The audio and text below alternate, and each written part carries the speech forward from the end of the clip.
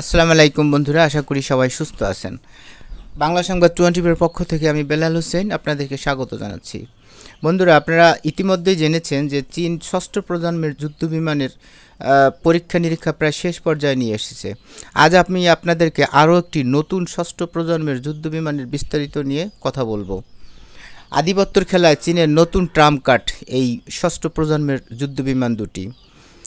চীনের দুটি ষষ্ঠ প্রজন্মের যুদ্ধবিমান প্রকল্পের মধ্যে বৃহত্তমটির নতুন একটি ছবি সম্প্রতি প্রকাশ পেয়েছে, যা এ পর্যন্ত পাওয়া বিমানের সবচেয়ে স্পষ্ট সামনের দৃশ্য তুলে ধরেছে। অজ্ঞাতনামা এই যুদ্ধবিমানটির ছবি দূর থেকে দীর্ঘ লেন্সে ধারণ করা হয়েছে, যেখানে তিনটি উন্মুক্ত নিচের দিকে অস্ত্র বহনকারী বেলি দেখা যাচ্ছে। এই অস্ত্রকক্ষগুলো সম্মিলিতভাবে ফিফথ জেনারেশনের যুদ্ধবিমান যেমন F-35 বা J-20 এর তুলনায় বহুগুণ বেশি সংখ্যক অস্ত্র বহন করতে সক্ষম বলে ধারণা করা হচ্ছে। বিমানটির নাকের বিশাল কণ, যেটি আশপাশে থাকা মানুষদের তুলনায় স্পষ্ট বোঝা যায়, তা প্রায় নিশ্চিত করে যে এতে বিশ্বের যে কোনো যুদ্ধবিমানের তুলনায় অনেক বড় এবং শক্তিশালী রাডার ব্যবহৃত হচ্ছে।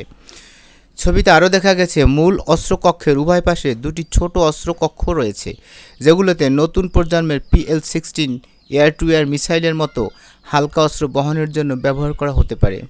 বিশ্লেষকরা বলছেন বিমানটির নিচের অংশে আরও অস্ত্রকক্ষ থাকতে পারে, যেখানে রোটারি অস্ত্র র্যাকের ব্যবস্থা থাকতেও পারে, যা অতিরিক্ত গোলাবারুদ বহনের সুযোগ তৈরি করবে। এই যুদ্ধবিমানে বড় অভ্যন্তরীণ অস্ত্রকক্ষ, উন্নত সেন্সর ব্যবস্থা এবং প্রচুর পরিমাণে জ্বালানি ধারণের সক্ষমতা রয়েছে, যা সাধারণ আকারের যুদ্ধবিমানের তুলনায় অনেক বেশি সুবিধা দেয়।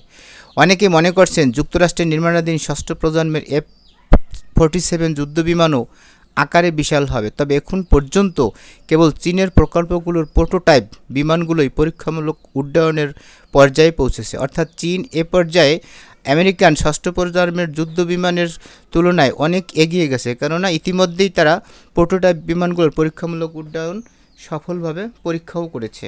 সাম্প্রতিক ছবিতে নিশ্চিত হওয়া গেছে যে এই নতুন যুদ্ধবিমানটি একটি টুইন সিটার বা দ্বৈত পাইলট কনফিগারেশন ব্যবহার করছে, যেখানে পাইলটরা পাশাপাশি বসে।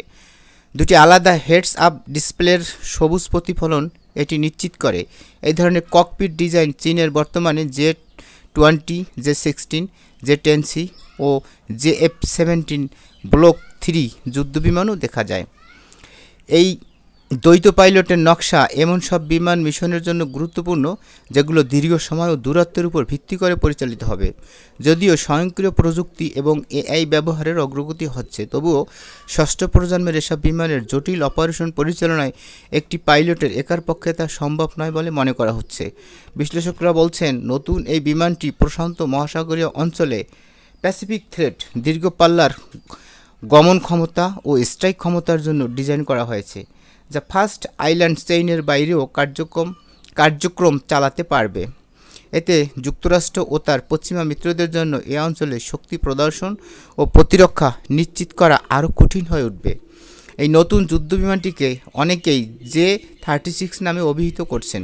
যদিও সরকারিভাবে এখনও এর নাম বা শ্রেণী ঘোষণা করা হয়নি, তবে প্রযুক্তি, অস্ত্র ও আকারের দিক থেকে এটি যে চীনের সামরিক বিমান বাহিনীর এক যুগান্তকারী সংযোজন হবে তা বলার অপেক্ষা রাখে না। বন্ধুরা, আজকের ভিডিও এই পর্যন্তই।